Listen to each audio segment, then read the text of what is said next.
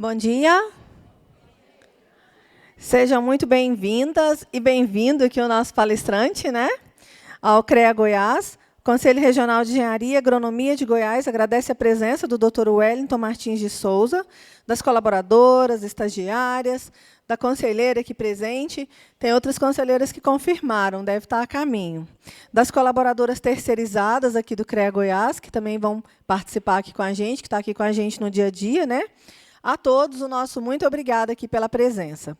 O mês de outubro é reconhecido mundialmente pelas ações afirmativas voltadas à prevenção.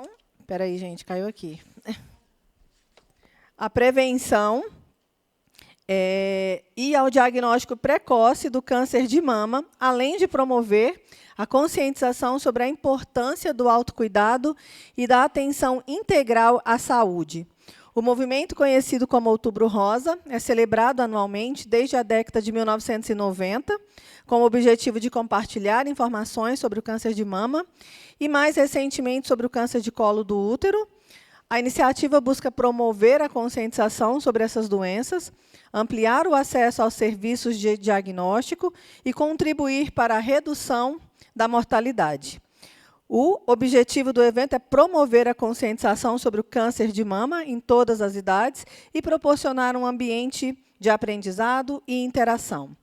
O evento conta com o apoio do Instituto Goiano de Oncologia e Hematologia, o INGO, que gentilmente cedeu o palestrante para esse momento tão importante às mulheres do CREA Goiás, com o propósito de compartilhar conhecimentos voltados à prevenção, a promoção da saúde e, assim, contribuir para os casos de câncer de mama. Informamos que o evento está sendo gravado e depois ele será hospedado no canal do YouTube do CREA Goiás.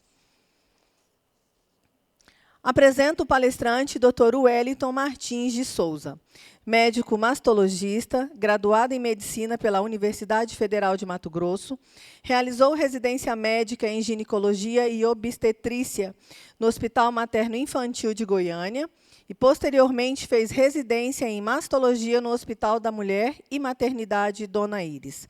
Atualmente é membro do corpo clínico da Clínica Lumen, localizada no Complexo Empresarial Orion, do Instituto Goiano de Oncologia e Hematologia, INGO, e do Instituto de Mastologia e Oncologia, IMO.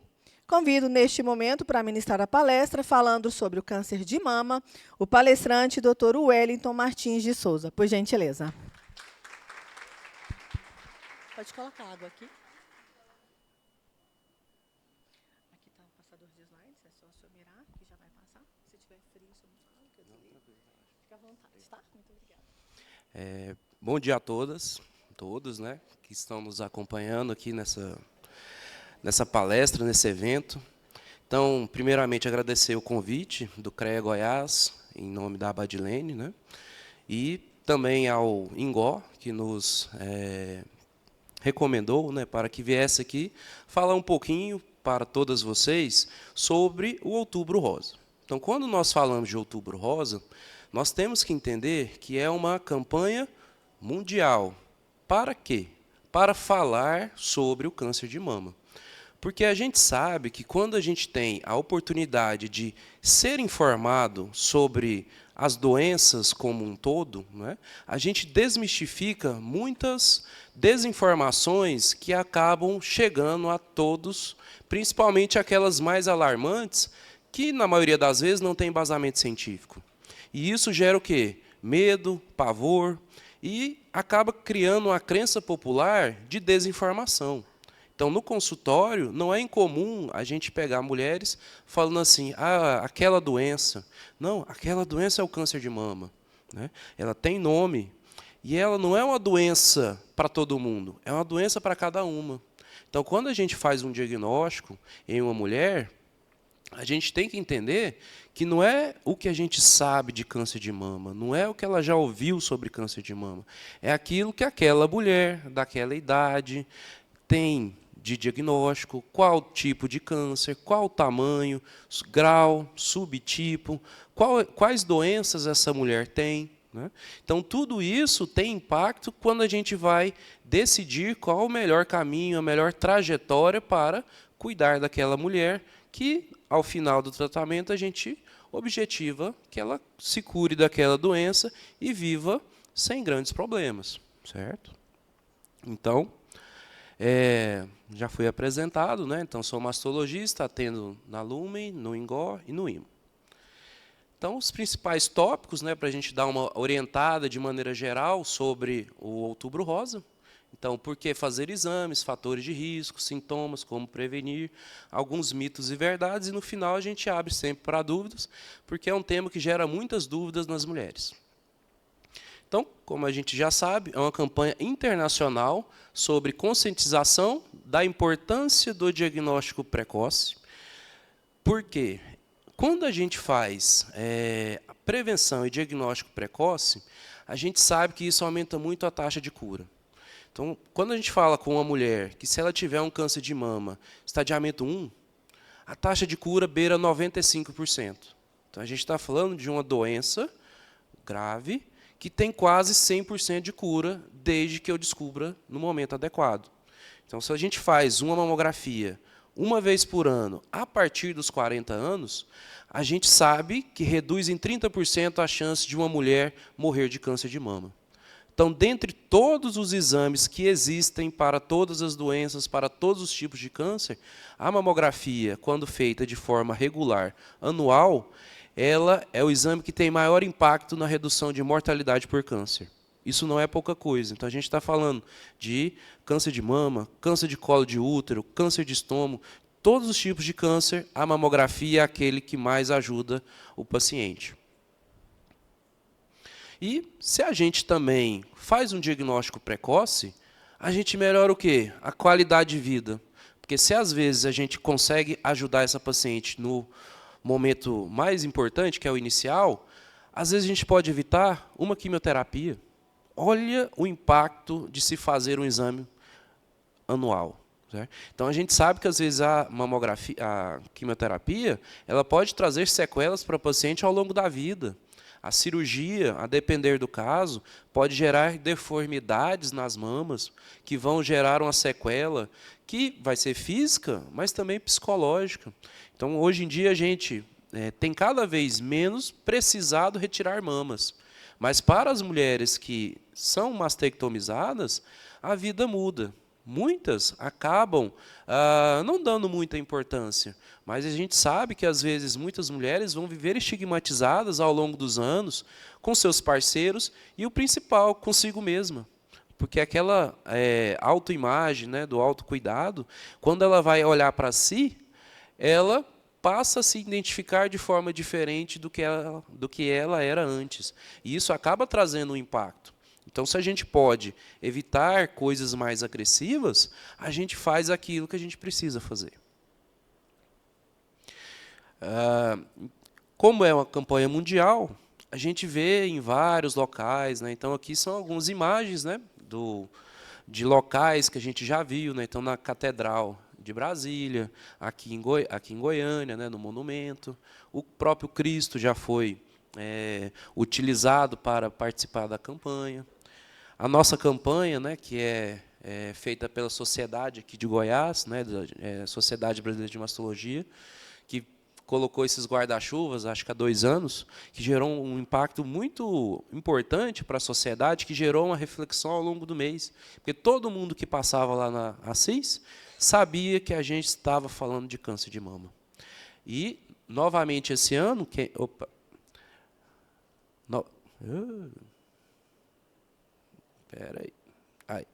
Então, novamente, esse ano, a Sociedade Brasileira de Mastologia Regional Goiás, em parceria novamente com a Prefeitura e com a Unimed, ela também está lançando a campanha dos guarda-chuvas, né? Então, se você ainda não passou por lá, já foram instalados, então a gente sabe que essa campanha, de novo, vai estar lá conscientizando. E por que fazer exames? Porque a gente sabe que quanto antes, melhor. Então, o diagnóstico precoce, ele beira mais de 90% de taxa de cura. Então, a gente está falando de uma doença que a gente vai ter os cuidados, vai fazer os seus tratamentos e, acabado aquele tratamento, a paciente não vai ter mais doença. Então, isso é extremamente importante. A gente sabe também que o câncer de mama é o primeiro tipo de câncer mais comum em mulheres. Então, a perspectiva, por ano, para 2025 é de 77 mil casos. Então, a gente sabe que no Brasil, ao longo do ano, cerca de 70 a 80 mil novos casos serão realizados, novos casos acontecerão e serão diagnosticados. A mamografia ela deve ser feita de maneira anual. Para quem? Para qualquer mulher acima de 40 anos. Para qualquer situação de sintoma suspeito, independente da idade. E abaixo dos 40 anos, quando a gente tiver um histórico familiar precoce. Então, essa parte aqui é extremamente importante. Porque, nessa parte, muitas mulheres têm o pensamento completamente equivocado. Então, a gente está falando de uma doença que 90% dos diagnósticos são relacionados meramente à idade. A gente não está perguntando aqui se você tem parente, se você usa hormônio, se você é sedentária, se você bebe, se você fuma. A gente só quer saber qual que é a sua idade de nascimento. Certo? Então, só por ser mulher com mais de 40, representa 90% dos motivos. Ou seja, 9 de cada 10 diagnósticos de câncer é meramente por ser 40 a mais. Então, a paciente chega para mim, doutor, eu tenho que fazer? Aí a minha pergunta é, quanto tempo tem que você não faz uma mamografia? Mais de um ano. Então, independente se ela fala, sinto isso, sinto aquilo, sinto nada, é igual mamografia. Isso não se discute. Por quê? Já expliquei. Porque se eu faço mamografia todo ano, reduz em 30% a chance da mulher morrer. Então, isso é extremamente impactante. A qualquer momento, se eu tiver sintoma suspeito. Então, a gente sabe que o câncer de mama não é exclusivo de mulheres com mais de 40. Ele pode acontecer, inclusive, em homens. Então, os casos de câncer de mama masculino representam 1% de todos os casos. Então, se a gente tem uma perspectiva de 70 mil casos por ano, a gente vai ter de 700 a 800 homens no Brasil sendo diagnosticados todos os anos com câncer de mama. Isso serve para quê? Para vocês informarem maridos, irmãos, né, pais de vocês, que se sentir qualquer coisa na mama, a gente deve procurar um mastologista. Eu todo dia atendo homem. A maioria das vezes é dor, aumento de volume, mas, graças a Deus, não é uma doença que a gente vê com muita frequência nos homens. Certo? Tá? Então, nosso foco sempre, quando fala de câncer de mama, acaba sendo a mulher, mas a gente tem que lembrar de que homem pode ter, e geralmente, quando acontece em homens, é mais associado ao histórico familiar, com mutação genética, ou pelo próprio envelhecimento, após os 60 anos. Outra coisa que a gente tem que falar é que mulheres abaixo de 40 anos também têm. Eu, com frequência, tenho pacientes com 31, 33, 36, já tive uma de 28, certo? Que não são casos que são os casos mais frequentes. Isso serve para quê? Para a gente entender que o câncer de mama ele pode aparecer em qualquer momento, inclusive em jovem, inclusive em mulher que está grávida, mulher que está amamentando, que são assim momentos que a gente pensa em tudo, menos em câncer de mama. Paciente jovem pode ter nódulo, geralmente nódulo benigno. Então, eu tenho pacientes de 12, 14 anos que têm 10 nódulos. Eu tenho pacientes mais velhos que têm 15, 20 nódulos. E quando a gente fala de câncer de mama, a gente também tem que entender que câncer de mama não é caroço, é também caroço. Então, tem paciente que pega e fala assim, não, eu não sinto nada, eu não sinto nenhum caroço, para que eu vou fazer esse exame de mamografia, que é um exame ruim? Então, ela tem que entender que o câncer ele pode surgir de várias formas, inclusive com a mama normal, sem nenhuma modificação. Com relação ao histórico familiar, a gente coloca aqui abaixo de 40, porque vai depender do familiar. Então, uma dúvida muito frequente do paciente é ele achar que qualquer câncer na família aumenta todos os tipos de câncer. A maioria dos cânceres, a gente sabe que eles decorrem do envelhecimento pessoal e também de estilo de vida. Então, no câncer de mama, que é o nosso tema de hoje, eu disse para vocês que 90% dos diagnósticos são por envelhecimento. A genética ela impacta em 5 a 10%. Ah, doutor, mas por que toda vez que eu vou no médico pergunto se tem parente? Porque para aquelas poucas mulheres que têm câncer relacionado à genética, é importante para elas, porque às vezes eu vou começar antes dos 40 anos a mamografia. E é uma regrinha básica que a gente utiliza assim. Então, a gente falou da idade. Qualquer mulher a partir de 40. Com relação ao histórico, a gente começa 10 anos antes da idade do familiar. Então, vamos supor que a mãe de vocês teve câncer de mama aos 47. A sua primeira mamografia vai ser 37. Sua irmã teve câncer de mama aos 40. A sua mamografia é aos 30. Ou a filha dela vai começar aos 30. Isso serve para quê? Para a gente entender. Quando a gente tem um parente muito próximo, é importante ir no médico para definir se eu já preciso fazer a mamografia ou qual que é a idade recomendada para iniciar o segmento.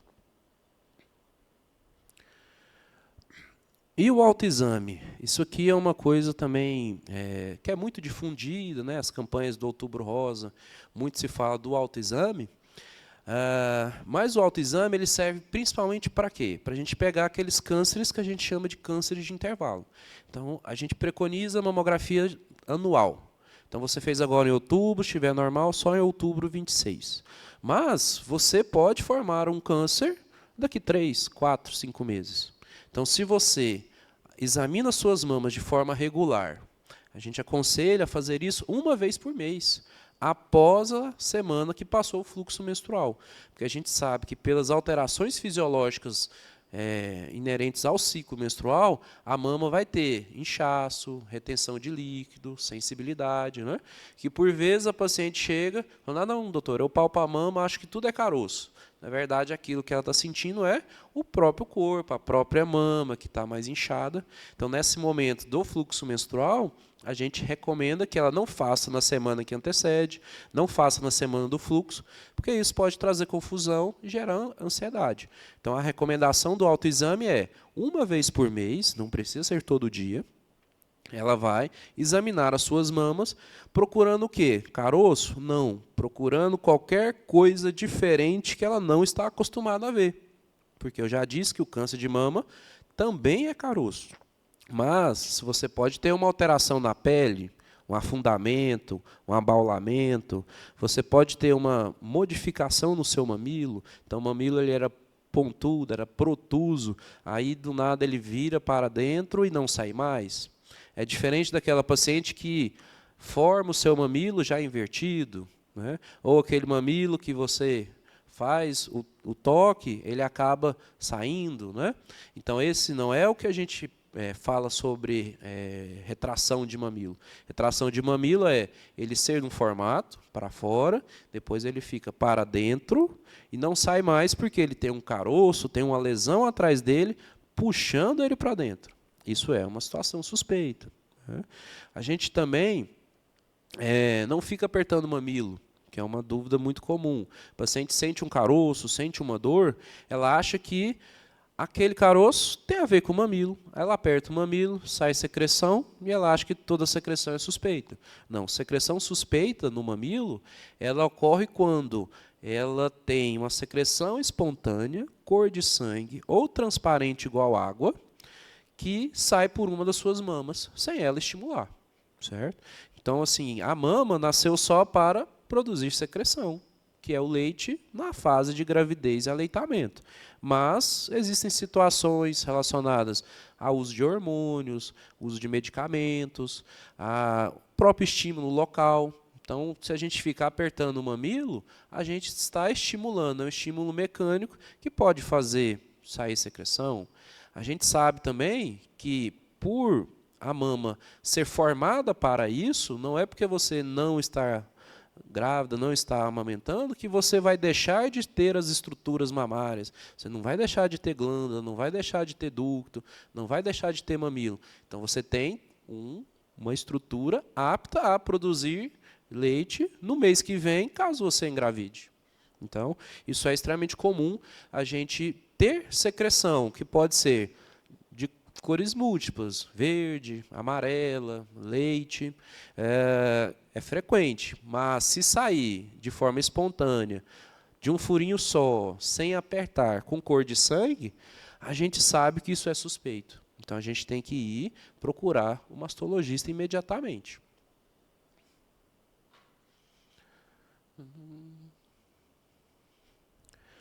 Falando um pouquinho mais do autoexame. Então, a gente tem esse esquema aqui para o paciente entender que a gente faz primeiro a inspeção, que é o quê? Ver. Então, você vai pegar, olhar no espelho se você está vendo alguma diferença entre as mamas. Então, a gente sabe que existe a diferença natural, que 100% das mulheres, uma mama é diferente da outra. Um pouco maior, um pouco mais baixa, a orientação dos mamilos, né? Então, isso é normal, certo? Agora, você está acostumado a ver e, do nada, tem um lugar vermelho, tem um lugar fundo, tem alteração no areola, tem alteração no mamilo. Então, qualquer coisa visual diferente, consulta. Então, a gente levanta os braços, abaixa os braços, para ver se a gente, movimentando o corpo, surge alguma alteração em algum lugar, né? A gente põe a mão na cintura e faz esse movimento para frente, para trás, para a gente ver se tem alguma área que vai ficar diferente, alguma retração, abaulamento, certo? Aí a gente prossegue com a parte da palpação, que é colocar a mão. Então, a gente usa a ponta de 2, 3 dedos, e a gente vai fazer esses movimentos de vai e vem, da beirada para a areola. Então, a gente fica vai e vem, cobrindo a mama, tentando identificar áreas diferentes. E depois, a gente faz movimentos circulares, bem assim. A gente pega e vai rodando a mama, procurando. Então, a gente faz o vai e vem, para frente e para trás, e movimentos circulares, procurando alguma alteração. Com relação aos fatores de risco, nós sabemos que não há uma única causa para câncer de mama, e eles são relacionados a diversos fatores. Então, uma coisa que a gente fala é que 90% dos cânceres de mama acontece por 2 motivos, que é ser mulher, então a gente já ouviu aqui que ser homem é fator de risco, porém é uma minoria dos casos, então é mais perigoso para câncer de mama ser mulher do que homem, certo? E o envelhecimento natural. Então, por si só, continuar viva, continuar envelhecendo, eu costumo dizer, você viveu mais um dia, aumentou sua chance de câncer de mama. Completou 1 ano, não sentiu nada? Ótimo, mamografia. Ah, não, fiz hoje e apareceu uma alteração daqui 6 meses. Ok, vamos avaliar, porque não é ter alteração que é igual a ter câncer. Significa que ter alteração é igual a avaliação. Porque você pode ter alteração do ciclo, formar um cisto, você pode formar um nódulo benigno, que é extremamente comum, você pode ter uma mastite, que é um processo inflamatório, infeccioso da mama, né? Você pode ter resposta na mama por conta do estilo de vida. Então, hoje em dia, a gente sabe que estresse, ansiedade, sono ruim, sedentarismo, o excesso de peso, o abuso de estimulantes, como cafeína e chocolate, isso traz estímulo para a mama. Então, se a mulher fica estressada, hiperestimula a mama fica mais sensível. Aí você pode ter pontada, ferroada, queimação, ou seja, alterações de sensibilidade. Isso não necessariamente representa doença, certo? Sedentarismo, né, que vem junto com excesso de peso. Então, a gente sabe que estar acima do peso é um fator de risco. Então, eu costumo dizer para as pacientes que, quando eu estou falando principalmente da questão de reposição hormonal, aqui eu não coloquei, mas usar hormônio é um fator de risco? Sim. Aí a gente tem que entender que o hormônio ele é bom para a mulher, ele não é um vilão, né? Mas para quem? O hormônio ele é utilizado em mulheres que precisam e que podem. Então, se eu dou uma terapia para alguém que é contraindicado, isso é perigoso. A gente fala do hormônio, a gente sabe que aumenta em 20% a chance de ter câncer de mama quando a gente usa. Mas a gente tem que parar e continuar estudando e falando do hormônio. Não é que vai sair de 0 para 20. Nossa, o hormônio aumenta câncer? Aumenta. Mas qual que é a chance de uma mulher ter câncer? A chance de uma mulher ter câncer é de 1 a cada 8. Então, dentro da sociedade, 1 a cada 8 mulheres vai ter câncer de mama. Isso representa o quê? 12,5%. A usuária de hormônio aumenta em 20% em cima dos 12,5%. Então, vai para quê? 12,75%. Então, tem um aumento expressivo? Não. E os benefícios, a gente sabe que é para quê? Para a qualidade de vida da mulher da menopausa, que é melhora do calorão, melhora do humor, melhora do sono, melhora da pele, melhora da lubrificação, melhora do osso, que retarda a perda óssea.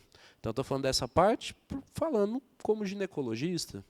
Então, a gente sabe que se a paciente faz avaliação, não tem nada de diferente, suspeito de câncer, não tem nenhuma contraindicação à terapia de reposição hormonal, essa paciente ela tem benefícios maiores do que o risco do câncer de mama.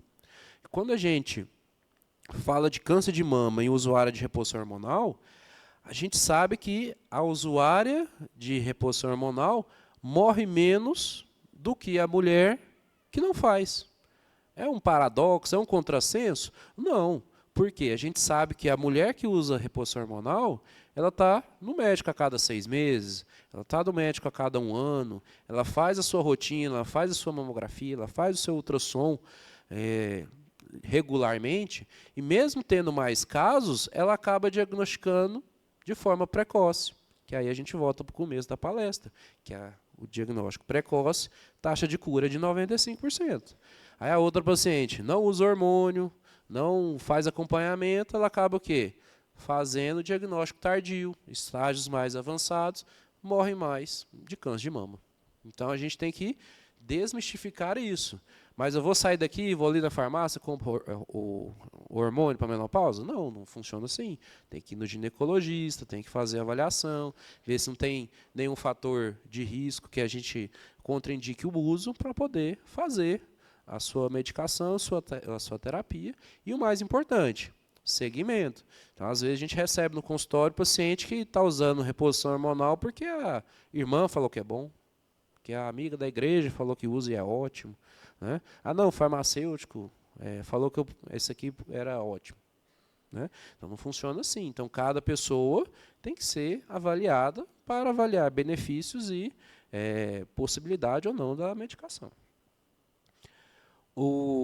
A questão relacionada à vida reprodutiva da mulher, então é uma coisa também importante se falar, porque muitas mulheres acham que pelo simples fato de ter amamentado, a chance dela ter câncer é 0. Nada a ver. Né? A gente só sabe que se eu pego uma mulher de 48 que não amamentou e uma de 48 que amamentou, a mulher que amamentou vai ter menos câncer de mama. Mas se eu pego 2 mulheres, uma que amamentou e tem 50, a outra amamentou e tem 60, a de 60 tem mais, porque ela tem 60. Então, isso aqui serve para quê? Só para comparar idades, porque a gente sabe que quando a mulher amamenta, principalmente o primeiro filho antes dos 30 anos, ela tem o desenvolvimento pleno do tecido glandular e ela vai ter menos chance de ter câncer de mama. Mas a gente volta para a questão de idade. Aí a paciente acha, não tenho, amamentei muito, tive 4, 5 filhos, não preciso fazer a mamografia. Errado, né? Ela precisa fazer mamografia porque ela está viva, porque ela tem 40 a mais e está viva, continuando envelhecendo todo dia. Né? Consumo de álcool. A gente sabe que também tem um aumento do risco, mas aqui a gente vale ressaltar que não é aquele álcool, aquela bebida que você toma esporadicamente. É aquela paciente que faz uso de quantidades elevadas, beirando o alcoolismo. Então, para o câncer de mama, beber traz um impacto muito relevante? Não, porque a gente faz com moderação. História familiar de câncer de mama e ovário. Então, o câncer de mama ele é relacionado com o de ovário. Se você tiver mãe, principalmente irmã ou filha com mama ou ovário, a gente trata essas mulheres como pacientes de alto risco. E o que isso é importante? É importante para essas mulheres fazerem acompanhamento com mastologista E ele vai ser feito de que maneira? A mamografia será feita de forma anual, porém, a cada 6 meses ela tem que ir para o médico examinar a mama e para fazer uma ultrassom de mama.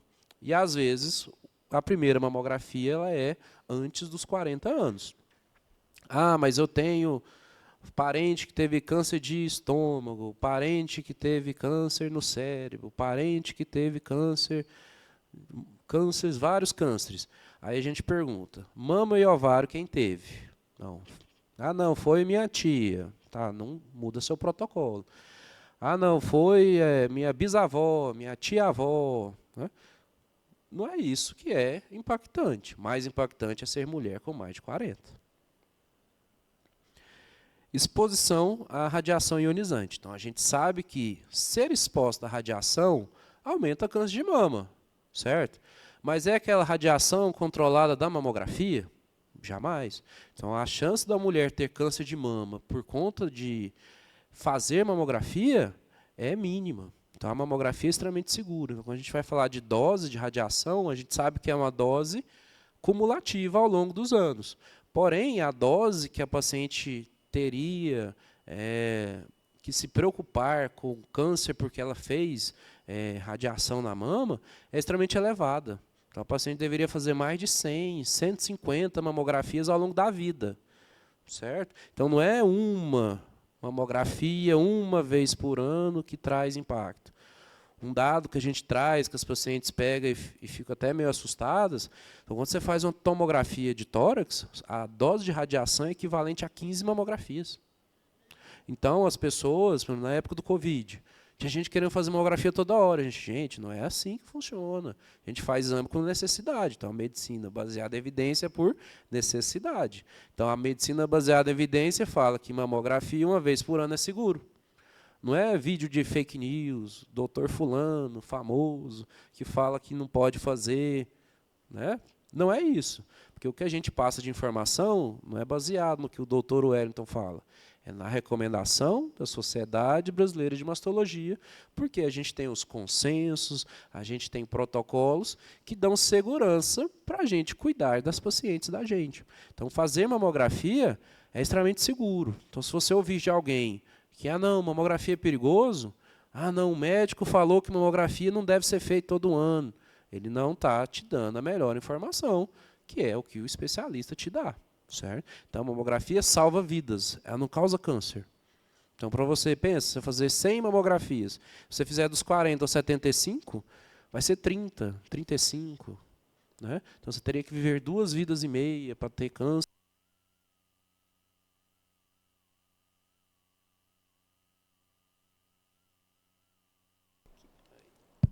Para você ter um câncer radioinduzido, que é aquele causado por radiação. Né?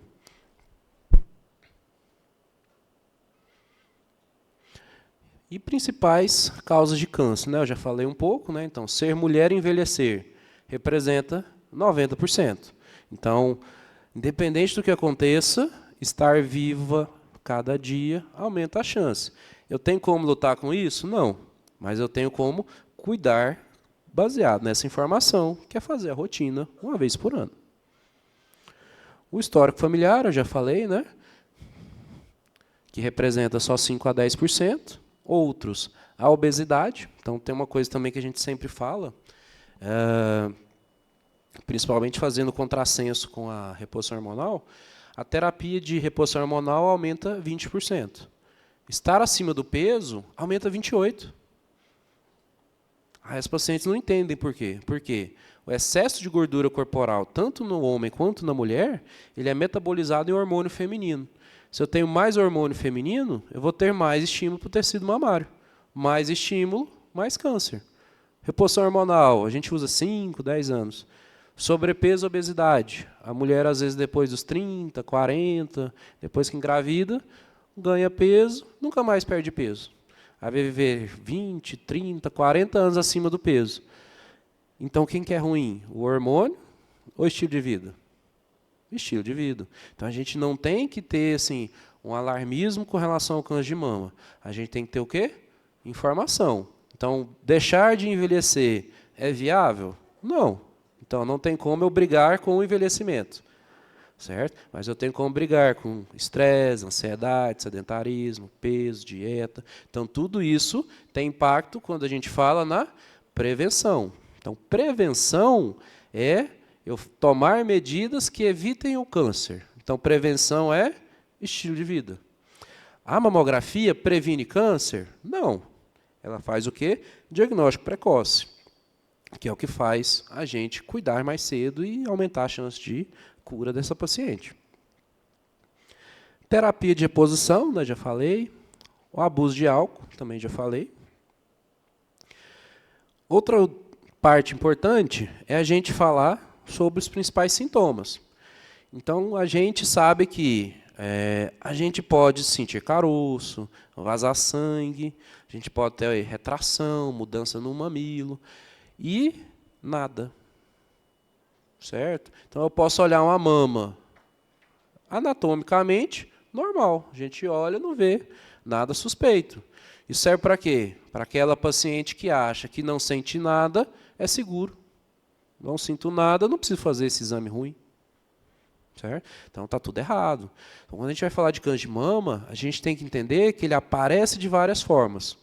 Então, de forma bem simplória, a gente pode ter calcificações suspeitas, que é como se fosse um pozinho de giz dentro da mama. Você vai sentir o quê? Nada, mas o câncer está lá. Você pode ter um caroço menor que 1 centímetro. A gente não pega, a gente não sente caroço menor que 1 centímetro no dedo. Você pode ter sobrepeso, obesidade e a mama ser mais grossa.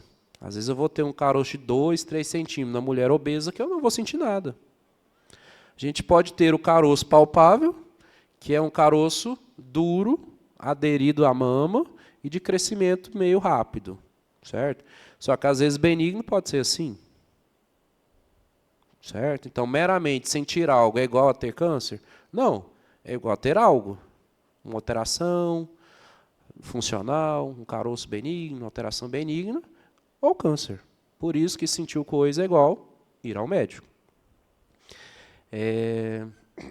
Então, a gente falou do nódulo, que é a forma mais conhecida, porém, ela não é obrigatória. A gente pode ter dor ou inversão do mamilo, né? Então, não é meramente a dor, porque a dor eu já falei anteriormente que pode ser do pré-menstrual, do estresse, do sono. Até sutiã errado pode te dar dor na mama, um tamanho inadequado, um bojo duro, um aro, um material que não é compatível com a qualidade, o conforto da sua mama. Um inchaço, né, em parte da mama, semelhante à casca de laranja. Então, esse aqui assim, é um tipo de câncer que a gente fala, que é o carcinoma inflamatório, que é a pele da mama, não é um caroço. É a pele da mama, ela fica vermelha, como se fosse uma casca de laranja grossa. A gente vai identificar vários pontinhos que são os poros, certo? Porque aquele câncer, ele não está numa bolinha, ele está infiltrando a pele da mama, certo? Vermelhidão ou descamação do mamilo ou na pele da mama. Esse aqui é um tipo de alteração que às vezes a gente percebe que a gente tem que explicar que principalmente no meio do ano, né, a partir de julho, agosto, que são meses mais secos, é comum no consultório a paciente chegar, doutor, meu mamilo está coçando, certo? Minha areola está coçando. Aí a gente olha, a gente não viu nada, geralmente é só superficial, relacionado a quê? Relacionado à desidratação, banho quente, falta de hidratante ou usar um hidratante que não é potente, certo? Tá? E alterações também em resposta a estímulos da vida. Então, meramente coceira, dor na mama é um sinal de câncer? Não. Porém, se eu tenho uma ferida na mama que fica descamando e vai crescendo, ocupando a areola, aí eu posso ter um tipo raro de câncer que é o carcinoma de Paget, que não é tão frequente. Então, coçou o mamilo é igual a câncer? Não. Mas coçou o mamilo, tem uma ferida que não cicatriza, que vai crescendo, aí a gente pode ter um tipo raro de câncer, não é frequente. Irregularidades ou retrações na pele, que eu já falei, né? Por que retrai? Porque A lesão benigna, ela não adere à glândula, não adere à pele. Geralmente, a lesão maligna, ela vai crescendo e vai meio que pregando nos tecidos adjacentes a ele. Aí, quando a pessoa movimenta, mexe o braço, aquele lugar afunda, porque ele está aderido ali. E a secreção pelo mamilo, né, que eu já falei, que sair sangue ou transparente, igual água de rocha, que a gente chama, é um cenário suspeito. Sair de qualquer cor, não sangue ou não água, não preocupante, certo? Como prevenir? Então, eu já falei um pouco, né, a questão do aleitamento. Então, a gente sabe que mulheres que amamentam, principalmente amamentar antes dos 30 anos o primeiro filho, traz o benefício protetor. Se você tem o primeiro filho após, isso faz você não ter um benefício tão relevante igual a mulher 30 menos, certo? Tá? Mas amamentar, a gente tem que saber que ele diminui, não anula. Questão do álcool, cigarro, né? Então, a gente fazer uso comedido de álcool e, de preferência, não fumar. Relacionado ao estilo de vida, né? Dieta saudável, hidratação, atividade física. Isso previne, isso evita. Agora, outra parte que é muito frequente, que também gera muita dúvida, porque muita gente desinforma os outros parecendo que sabe tudo de câncer de mama.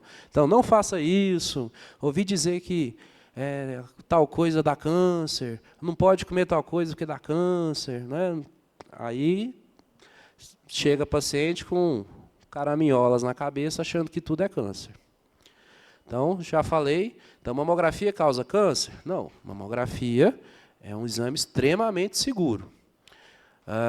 Nesse momento aqui, eu também paro e pontuo que, principalmente mulher jovem, que nunca fez, né, já cria-se uma expectativa, uma ansiedade, que 100% das mamografias são exames ruins. Na verdade, não é. Então, a gente tem estudo científico que mostra que mais de 80% das mulheres ou não sentem nada, ou têm um desconforto mínimo. Um desconforto que não chega a ser dor. Quando você escuta que alguém fez uma mamografia e foi dolorido, ou se já aconteceu com você, a gente tem que parar e cuidar daquela mulher. Primeiro, por que a mamografia dói? Se eu fizer no dia errado. Então, se você está menstruada, com o peito inchado, qualquer coisa que você fizer, inclusive a mamografia, vai ser ruim. Então, se você receber um abraço, se você usar um bojo, usar um aro, vai doer? Vai. Se eu apertar na mamografia, vai doer? Óbvio. Então, o que eu faço? Não faço na semana que o peito é inchado. Não vai doer. Certo? Procurar boas clínicas. Por quê? Eu vou ter profissionais capacitados. Então, a gente sabe que tudo na vida tem a pessoa jeitosa e tem a pessoa displicente, bruta, para fazer a mesma função. Então, você foi numa clínica, técnica de radiologia, ela não foi cuidadosa com a sua mama, ok, ano que vem eu vou trocar de lugar. Ou às vezes até o período, que geralmente é uma de manhã, é outra à tarde. Então, só de trocar a pessoa, uma pessoa que é mais atenciosa, fala assim, não, minha mama dói toda vez, a última vez que eu fiz foi ruim, certo? Aí é uma pessoa que vai cuidar melhor da sua mama para não deixar doer. Com relação também a boas clínicas, a gente sabe que os aparelhos novos, eles têm ajustes mais adequados, mais finos, que proporcionam uma melhor experiência. Então, o aparelho muito antigo, às vezes, ele precisava comprimir mais, né? E isso gerava mais desconforto. Hoje em dia, principalmente com os mamógrafos digitais, além de melhorar a qualidade, a gente reduziu a dose de radiação e melhorou o posicionamento para diminuir essa barreira de que sempre vai doer. Outra coisa, a questão da informação. Então, se a paciente ela gera uma angústia, não, toda vez que eu faço dói, a pessoa sendo informada que tem formas de cuidar da mamografia antes para não doer, diminui o estresse, diminui a ansiedade, diminui a insônia, fica com medo, não, vou sofrer de novo.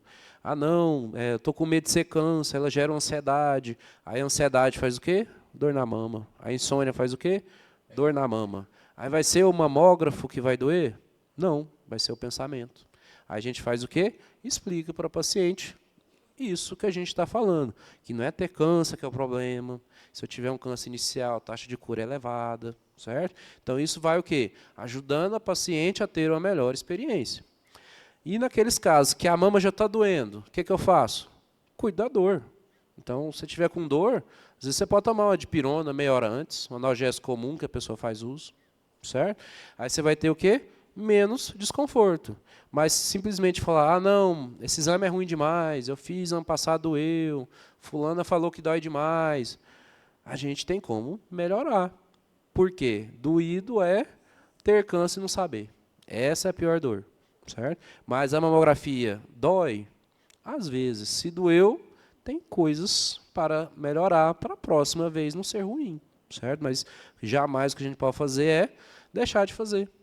Que é o que toda semana, ou quase todo dia, eu tenho paciente que nunca fez. Esses dias atendi uma de 68 que nunca fez. Uma de 50 e poucos tinha feito 2. Certo? Tá? Paciente, por ponto, atendi uma. Mora lá no Tocantins. Reclamando de fazer mamografia. Não faz, tem tantos anos, né? Mas depois de tudo isso que eu expliquei para vocês, eu também falo na consulta. Então ela entende que um câncer de mama aparece de várias formas. Então ela acha que não sente nada, não faz. Ela acha que não tem parente, não faz. Ela acha que amamentou a família inteira, não precisa fazer, certo? Tá?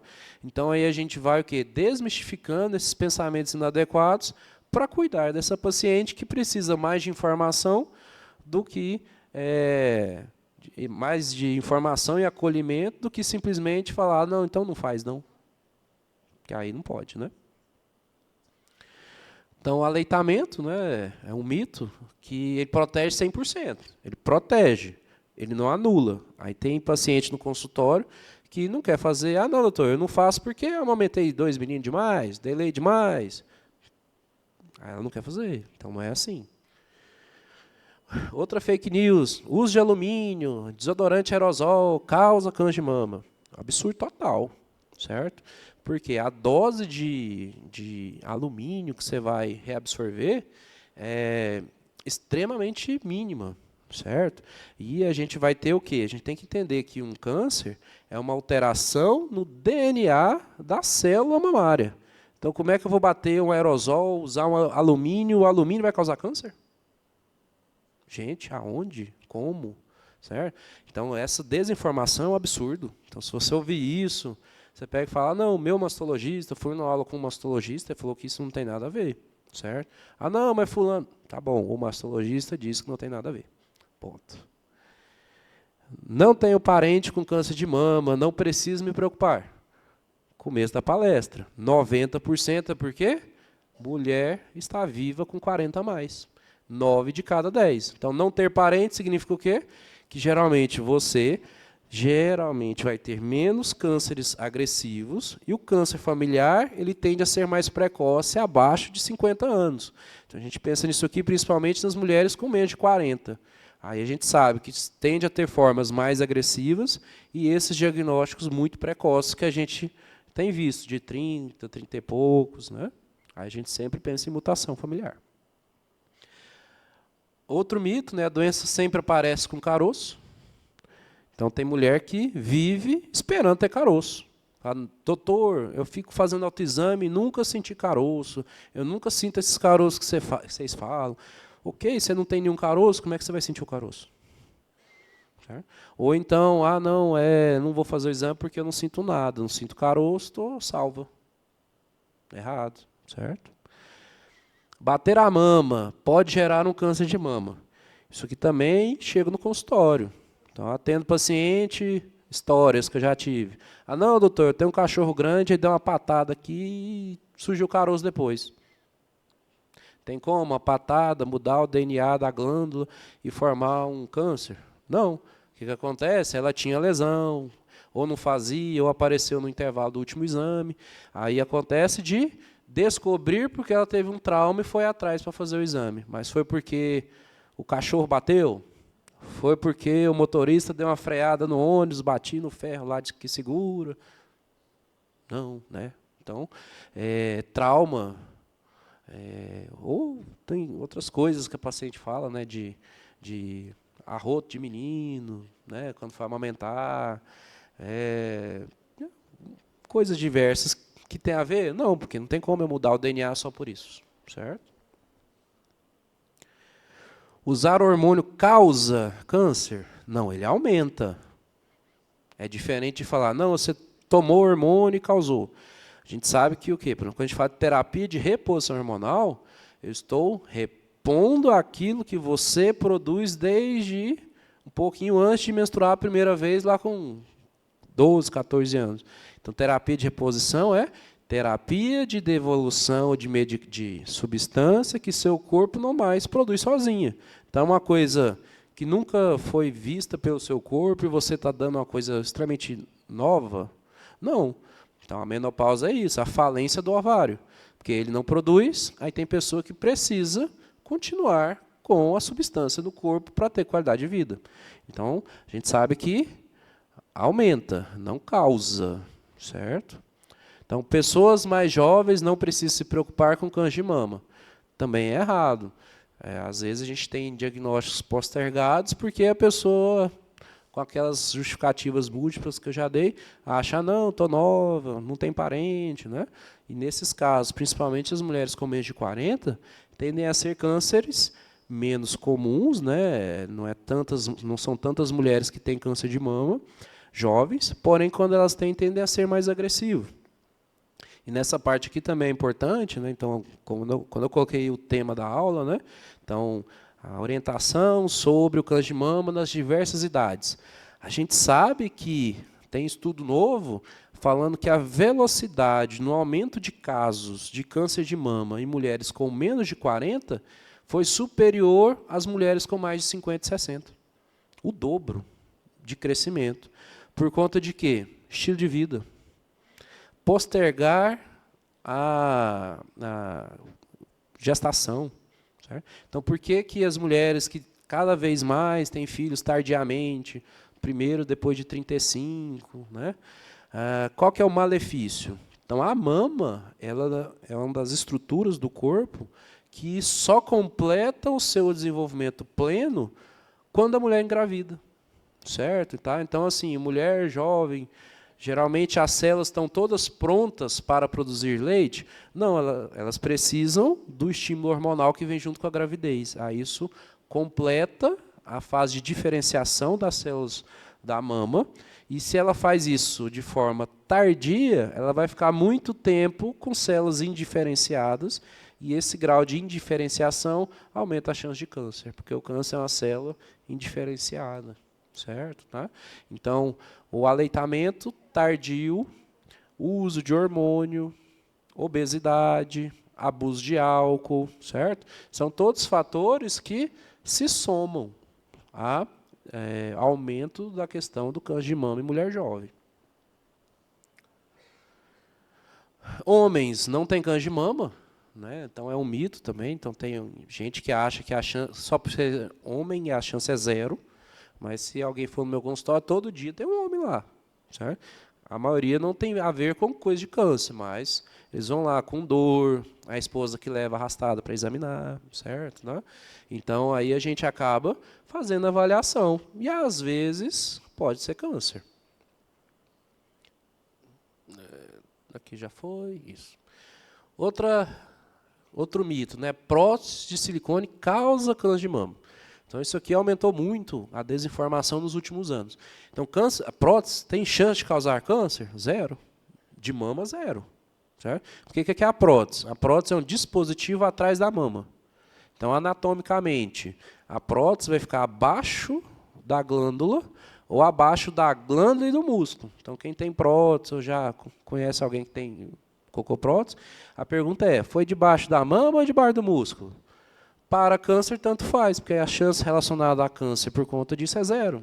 Anatomicamente não tem relação. Então, o que eu já ouvi dizer de câncer e prótese? Aumenta um tipo de câncer raro do sistema linfóide, que vocês entendem como o sistema imunológico, que são os linfomas. Então, todo mundo já ouviu falar. né, sobre linfoma. Então, a gente tem um tipo raro de linfoma relacionado à prótese texturizada.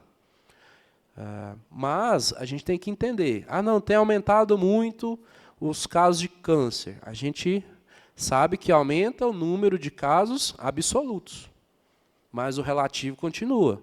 Traduzindo, então a chance de ter câncer por conta de linfoma por conta de prótese é 0, certo? Aí uma coisa é eu ter 1000 mulheres que botaram prótese. Então 0 bolinha lá vai ser baixo. Agora eu ter 1 milhão de mulheres que colocaram prótese. Aí você vai ver mais pessoas, mas vai continuar 0 bolinha lá. Certo? Tá? Então é isso que às vezes gera confusão. Então tem aumentado linfoma, câncer de mama por conta de prótese, 0. Não tem relação. Outra coisa, todo nódulo é câncer de mama. Não. Né? Então não é sentir caroço que é igual a ter câncer. Chega lá no consultório já desesperada, chorando. Eu já tive paciente de ficar 10 minutos chorando sem conseguir falar comigo, porque ela achava que era câncer. Com medo de câncer, apavorada, né? No caso dela, é o quê? Era um cisto, que eu fui no consultório, botei uma seringa, aspirei o líquido, acabou o caroço. E ela veio lá do Mato Grosso, eu lembro dela porque é uma paciente bem diferente. Ela ficou um tempão sem conseguir falar comigo. A primeira pergunta dela foi, doutor, o senhor faz cirurgia de câncer de mama? Eu faço, mas eu não sei nem seu nome ainda. Como é que eu vou falar para você que você vai operar câncer? O dela era o quê? Água. Era o quê? Nada. Certo? Mas aí cria toda aquela ansiedade, aquela angústia, que não é assim. Então, não é com a ansiedade, com o medo, que vai ajudar a pessoa. O que ajuda a pessoa é a gente ir lá, descobrir, cuidar dela, né? Que aí sim ajuda. Certo? Mas ter nódulo é extremamente comum. Menina de 12, 14, tem paciente que tem 10. Certo? Tá? Câncer, nenhum. Certo? Então, todo caroço eu preciso tirar? Não. O benigno vira câncer? Não. Então, vídeo de fake news que fizer mamografia no nódulo benigno vai virar câncer. Não faça mamografia porque radiação no tumor benigno vira câncer. Como? Vou mudar o DNA do tumor benigno para virar tumor maligno. Certo? Tá? Então, não funciona assim. Certo? Tá? E agora, dúvidas? Okay. Levanta a mão para mim, quem quer perguntar?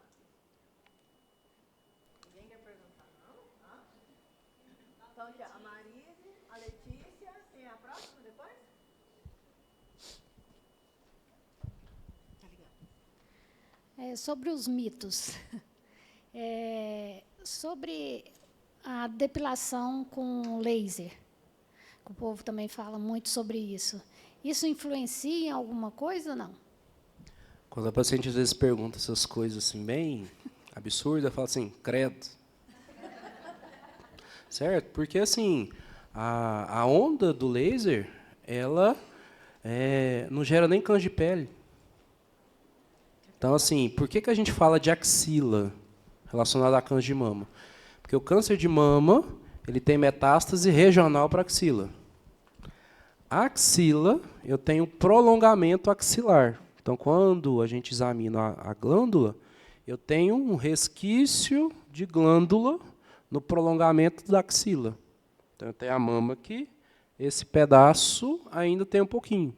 Então, é comum o mastologista examinar a mama, examinar a axila. Pedir ultrassom de mama, ultrassom de axila. Certo? Tá? Porque eu tenho um pouquinho de tecido mamário. Agora o laser vai lá matar o folículo piloso, atravessar, vai pegar esse pouquinho de glândula, vai gerar câncer de mama. Né? Impossível. Bom dia, doutor. Meu nome é Letícia. Eu fiquei com uma dúvida, porque você falou que quando a paciente tem menos de 40 anos, ela só deve fazer mamografia se tiver sintomas suspeitos, né? Aí a minha dúvida é se um nódulo com classificação BIRAD, não sei se é assim que fala, 3 seria considerado um sintoma suspeito ou não. O BIRADS é uma padronização internacional para a gente dizer o que a gente deve fazer no mundo inteiro mediante aquela situação. O BIRADS 3 ele é uma lesão de baixa probabilidade de câncer. Então, a chance de um BIRADS 3 ser câncer é 2%. Certo? Tá? Então, uma coisa é olhar o exame. A gente olha se o exame é bem feito, bem laudado, certo? Aí a gente vai olhar para quem que é aquele exame. Então, se eu estou falando com a mulher 40 menos, sem histórico, uma lesão bonitinha, que parece benigno, é improvável essa lesão ser câncer. Agora, se eu tenho um BIRADS 3 na mulher com história familiar, aumenta. Eu tenho um BIRADS 3 na mulher de 60 anos. Das 3, eu vou achar que é de 60 que é câncer. Então, por que é o BIRADS? O BIRADS é a impressão. Então, eu olho e falo assim, baseado no que eu conheço, qual a chance disso que eu estou vendo ser câncer? 2%. Qual que é a função do mastologista? Ir atrás dos 2%. Porque a lesão que parece câncer é fácil da gente diagnosticar. Então, o BIRADS 3 na mulher com menos de 40, a maioria das vezes eu vou fazer meramente segmento. Aí, se eu faço o segmento, aquela lesão ela modifica o contorno, o recheio, certo? Ela tem um comportamento com crescimento superior a 30%, aí a gente reclassifica durante o tempo aquela lesão de 3 para 4. Aí ela vira suspeita, a lesão categoria 4 é igual a investigação e possivelmente cirurgia, certo? Acompanhei o BIRADS 3, 6 em 6 meses, 2 anos. Manteve estabilidade, a lesão é reclassificada para a categoria 2. Então, aquela lesão, chance de câncer, 0. Porque mulher jovem com câncer, a lesão tem cara de câncer. A lesão se comporta como câncer. Certo? Tá? Então, aí, se eu passou o tempo, aquela lesão não cresceu, é porque ela não tem característica de crescimento. Certo? Tá? Então, ela precisa ser biopsiada, precisa ser retirada? Não. Mas aí a gente fica preocupado com essa lesão? Não. A gente quer ver o resto da sua mama, para saber se, além daquela lesão que eu já conheço, que eu sei que é nada, se você não formou outras lesões que já vem o problema. Certo?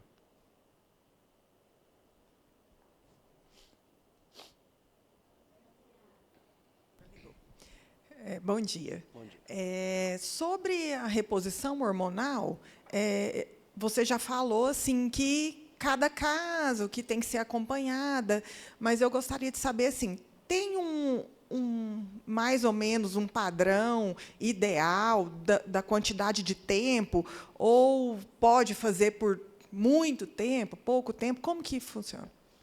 Da parte oncológica, o que a gente sabe? Que se você faz uso de terapia de reposição hormonal por 5 até 10 anos, isso é seguro, certo? Tá? Passou dos 10 anos, a gente senta e conversa com a paciente. Fala assim, a partir daqui vai ficando cada vez menos seguro. Porém, a gente tenta tirar a medicação. A paciente piora a qualidade de vida abruptamente. Certo? Tá? Então, tem paciente que volta aquele calorão, volta todos os sintomas psicológicos, certo? Tá? Então, tem paciente que usa reposição hormonal há 20, 30 anos. Né? Então, na época que eu fazia ginecologia, um chefe meu, a mãe dele tinha 80 e tantos anos usando reposição hormonal. Certo? Tá? Porque depende do seu corpo. Então, uma coisa é a teoria, outra coisa é o seu corpo. Por isso, você precisa de acompanhamento. Certo? Tá? E entendimento. Certo? Então, lá atrás eu falei, o hormônio causa câncer? Não, ele aumenta. Certo? Então, até 10 anos, o aumento ele é de um jeito. Aí passou disso, a curva de aumento de risco vai sendo cada vez maior. Certo? Mas significa que se você usar além dos 10, vai ter câncer? Não. Porque eu tenho muita mulher que nem hormônio usa e tem câncer. Certo? Tá? Aí a gente olha para a pessoa. Certo? Não para o tempo. Não, 10 anos. Às vezes tem colega que pega e fala assim, não, você tem que parar porque é perigoso. Aí eu largo a paciente de mão. Vai viver sua vida ruim. Entendeu? Não é assim, a gente cuida da pessoa e é uma decisão compartilhada. Certo? Com o paciente e com o médico.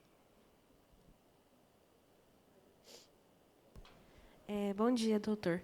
Eu queria tirar uma dúvida a respeito do retorno do câncer.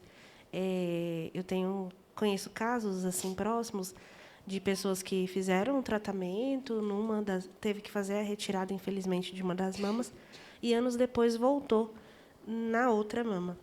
E eu queria saber desses fatores que você apresentou, quais deles influenciam no retorno, ou se é um caso muito específico da paciente. Então, assim, pelo cenário que você contou, então, é diferente voltar na mama do que ela formar um segundo tumor na outra mama. Então, geralmente volta na mesma, no mesmo lugar. Certo? Tá? Outra coisa é você formar um tumor em outro lugar daquela mama, eu vou pensar num segundo tumor primário. Ou na outra, eu vou pensar num segundo tumor primário. Então, primeiro a gente diferencia isso. Certo? Então, a gente sabe que quem teve câncer uma vez tem mais chance de ter o câncer pela segunda vez do que a outra que não teve para ter a primeira vez. Entendeu? Certo? Tá? Então, fator de risco para ter câncer. Ter tido câncer. Fator de risco para ter câncer de mama. Continuar vivo envelhecendo. Certo? Tá? Então, assim, pelo que você falou, eu penso primeiro ela formar um segundo. Certo? Aí a gente avalia. Às vezes, assim, tem relação com a genética? Talvez tenha. Aí entra o fator genético, o painel genético, que às vezes a gente pede. Né? E a gente também tem que entender que a maioria dos casos é assim? Não. A maioria das pacientes tem uma vez e nunca mais. Certo? Aí depende de muita coisa. Então, quando a gente fala de recidiva, o caroço voltar, primeira coisa, a gente avalia o tipo de tumor que ela teve, se era agressivo, se não era. A gente avalia se eu fiz retirada com margem de segurança, sem resquício de tumor, a gente chama de margem livre, certo? Tá? A gente avalia se eu preservei a mama, ela fez radioterapia, certo? Outra coisa que a gente também fala, a questão de tirar a mama. Então, tirar a mama não necessariamente significa que é mais grave. Se você tiver uma mama pequena, a relação mama-tumor desfavorável, você perde a mama porque a relação é desfavorável. Aí não tem como preservar uma mama pequena com um caroço de 2, 3 centímetros, às vezes nessas regiões mais finas da mama. Vou deixar essa mama esteticamente ruim. Então, a gente também pensa na estética na hora de operar um câncer. Certo? Tá?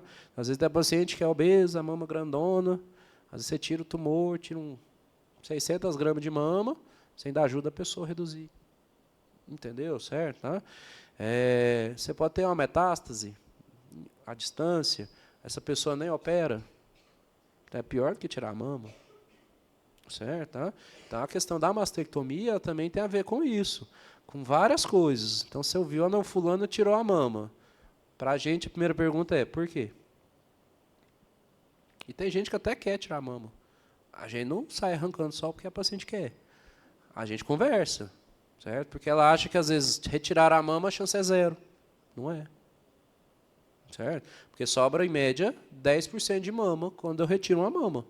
Porque eu tiro abaixo da pele, deixo uma espessura de 3, 4 milímetros, deixo a areola, tem um prolongamento da axila.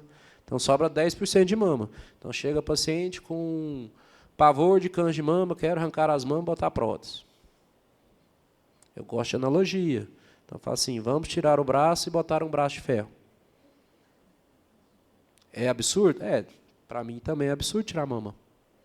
Porque ela é importante até você não tê-la. Quando ela não tem, ela vai ver a importância da mama.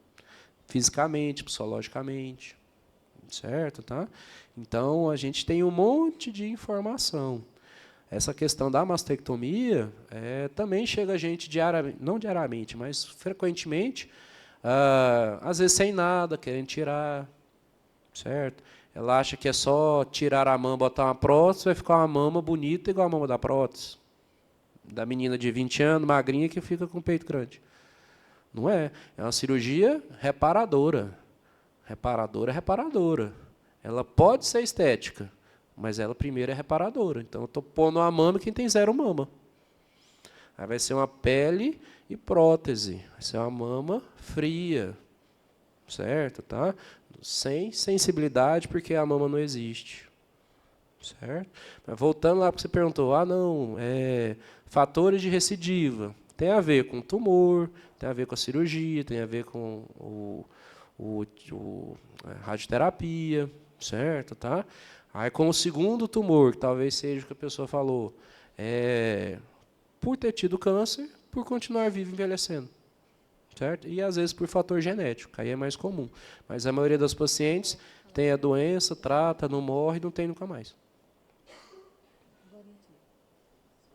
Então, doutor, tem uma amiga minha que ela precisou tomar hormônio masculino para tratamento de alopécia. Aí a dúvida é, isso pode ocasionar o câncer de mama? A gente sabe que o uso de testosterona pode ter algum grau de aumento com câncer de mama, certo? Aí vem o que a gente tem hoje em dia, o uso indiscriminado de chip, né? Que a gente usa para todo mundo como se fosse a nova revolução da medicina, sair botando chip da beleza, chip com testosterona para a mulher. Né? Então, é claro que se eu der um hormônio que é de homem, que gera o quê? A testosterona, ela é o hormônio da virilidade masculina. Então, se eu der testosterona para as mulheres, elas vão ficar mais dispostas, vai perder gordura, vai ganhar músculo. Parece que vai ser tudo ótimo? Parece, certo? Tá? Mas falando do câncer de mama, tem algum impacto, mas a gente não sabe assim, até que ponto a testosterona causa câncer de mama. E, quando feito com indicação médica para um tratamento de uma doença, a gente pode ter melhoria daquilo, e geralmente a pessoa vai fazer por curtos períodos de tempo. Não é assim, às vezes, anos e anos usando remédio. Então, não necessariamente usar testosterona vai ser igual a ter câncer de mama. Mas a gente tem que ter esse adendo, porque hoje em dia, assim, a internet bombardeia um monte de informação. Assim, médico, todo mundo quer pôr chip porque dá dinheiro. Né? Mas aí a gente pega e sempre procura o quê? Informação de sociedade. Então, essa aula que eu dei para vocês é baseado em recomendação da Sociedade Brasileira de Mastologia, não do Dr. Wellington. Certo? Tá? Então, se você for pegar lá a nota da Sociedade de Ginecologia, Endocrinologia, falando desses chips hormonais, uso indiscriminado de testosterona. Né? Então, eles falam, tem uma indicação formal, que é no transtorno da libido sexual da mulher. Essa é a indicação formal de chip com testosterona. Agora, não, tem outras terapias para outras doenças, alopecia. Né? Aí, se entrar no protocolo lá de tratamento usar testosterona, a princípio não é aquele curto intervalo que vai desencadear um câncer de mama. Bom dia, doutor. Eu queria saber desse câncer inicial que você falou, que é o mais comum, a partir de como que é o desenvolvimento dele, desde quando ele inicia, para a gente perceber alguma coisa. Qual que seria, em média, esse prazo que a gente vai sentir, né, enfim, alguma mudança, ou talvez não, mas assim, qual que é o desenvolvimento dele desde o início até ele estar evidente, ou até mesmo ele passar para o 2, que você falou que a gente começa com 1, descobre no início. Né? Qual que é o período desse desenvolvimento dele? Quando a gente fala de câncer de mama inicial, a gente está falando de dimensão. Então, se eu tenho um tumor de até 2 centímetros, estadiamento 1. Se eu tenho um tumor de 2,1 a 5, estadiamento 2. Certo? Acima de 5, estadiamento 3. Se ele invade pele, estadiamento 4. Certo? Tá? Quando a gente fala de estadiamento 1, que é tumor menor que 1 centímetro, a gente não sabe quanto tempo, porque cada tumor é um tumor. Certo? Você pode não ter tumor, caroço, que eu já falei lá atrás. Certo? Então, se você faz um câncer de mama que vem com calcificação, que é aquele pó de giz dentro da mama, se você faz mamografia todo ano, no intervalo de 1 ano eu vou descobrir, vai ser inicial. Se a senhora fica 5 anos sem fazer, apareceu no intervalo de 5 anos, porque meu documento falando que sua mamografia de 21, 2020, estava normal. E apareceu um câncer em 25. Quando que apareceu? No intervalo. É diferente a senhora fazer em 24, agora 25, eu vou falar que apareceu no intervalo de um ano. Certo? Então, os tumores de mama são individuais. Se a senhora tiver, às vezes, um câncer agressivo, às vezes, questão de 3, 4 meses já está grande. É o mais comum? Não. Certo? Então, tem um padrão? Não. Certo? Então, tem como eu te falar quanto tempo tem? Não. Tá? Quando a gente estuda o câncer em diferentes faixas etárias, a mulher idosa é frequente, porque primeiro é a idade, quanto mais velha, pior. Então, aqui, assim, eu não falei até quando fazer mamografia, né? Então, vou falar. Então, a Sociedade Brasileira de Mama recomenda fazer dos 40 aos 75 uma vez por ano. Não interessa o que aconteça. Deu 75, olha para a pessoa. Então, a pessoa é ativa, lúcida, faz suas coisas. Continuar fazendo. Ah, não, eu tenho uma doença, é acamada, eu acho que ela vai morrer de outra coisa nos próximos 5 anos. Aí a gente deixa de fazer, porque geralmente é um câncer pouco agressivo que não vai ser o motivo do óbito da paciente. Certo?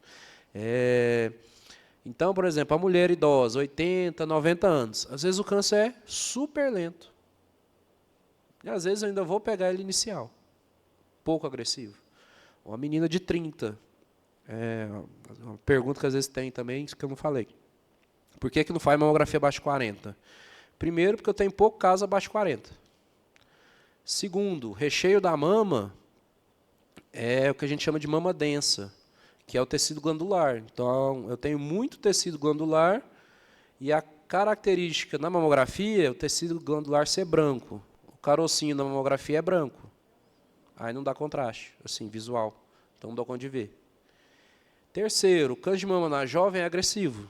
Você tem nada hoje, você vira as costas, amanhã tem. E é pouca gente que tem. Então, não justifica eu sair fazendo em toda mulher de 30 em diante, 25 em diante, porque é pouco, quando tem é rápido. Certo? Tá? Então, tem essa informação. Então, a mulher jovem, quanto tempo eu tenho para o câncer ser estadiamento 1? Certo? Tá? A questão de 2, 3 meses, às vezes já tem 4, 5 centímetros.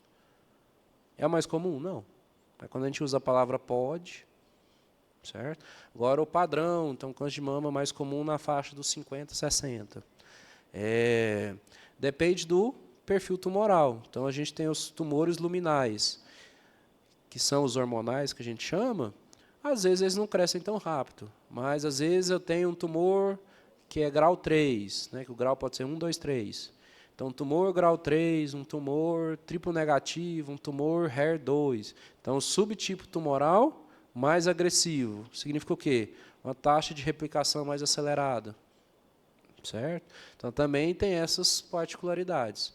Então, a gente não fica tranquilo falando assim, não, a média de crescimento é X meses, X anos, então eu posso ficar tranquilo? Não, porque eu não sei se a pessoa tem câncer, qual tipo de câncer, qual o comportamento do câncer, porque aquele câncer é único. Ele pode não ser o mais agressivo, mas ter um comportamento similar ao agressivo. Pode. Certo? Né? Então, é muito peculiar de cada lesão. Por isso que a melhor recomendação é mamografia anual, autoexame mensal. Qualquer diferença, consulta precoce a qualquer momento. É isso. Bom dia. Certa vez eu estava tomando um shot, que você falou aí sobre energia, né, e libido. Eu estava tomando canela, maca peruana e colágeno. Aí eu comentei com uma colega minha que estava tomando isso, ela falou assim, cuidado, que a maca peruana pode, ela falou assim, ativar ou propiciar o câncer, né, no útero. Aí eu fiquei assim em dúvida, né, e parei de tomar. Aí entra outra discussão da medicina, né? Então, a gente fala da medicina baseada em evidências. Então, qual estudo que eu tenho falando sobre maca peruana para reposição hormonal? Presta? Não sei. Qual a dose? Não sei. Certo? Quanto tempo? O que faz com a mama? Então, assim, a gente acaba falando dessas terapias alternativas não hormonais para reposição hormonal. Como se, não, é porque é natural, é isento de risco. Isso não existe. Então, tem coisa natural que é veneno. Depende do quê? Da dose.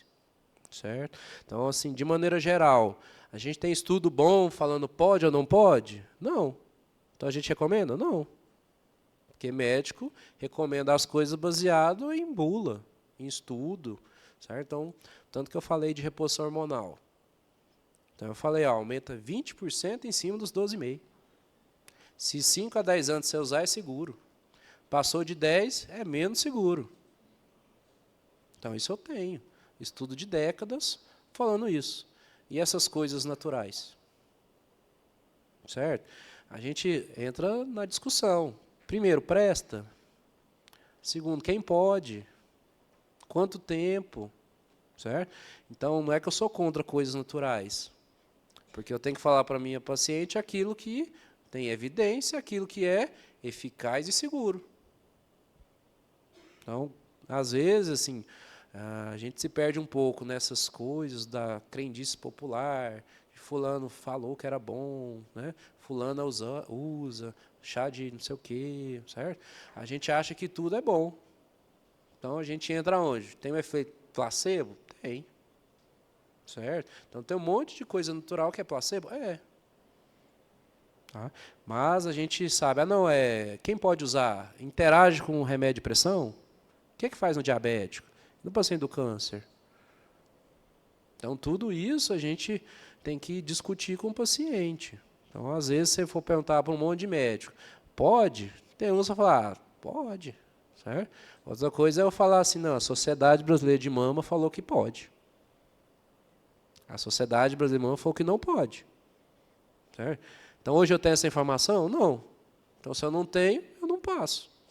Então, pode usar? Não. Causa câncer? Não sei. Se eu não sei, não vou falar para fazer. Certo? Alguém mais tem alguma pergunta para fazer? Não? Então, vou fazer uma para o doutor. E aí vai ser a última, né? Então, doutor, eu sou uma paciente oncológica, né? Tudo que o senhor falou aqui passa um filme na minha cabeça, porque é exatamente assim que ocorre. Eu tenho o hábito de... Eu ia antes ao ginecologista, eu não tinha mastologista, né? E as outras... Agora eu tenho um monte de ista, né? Que não é Instagram, né?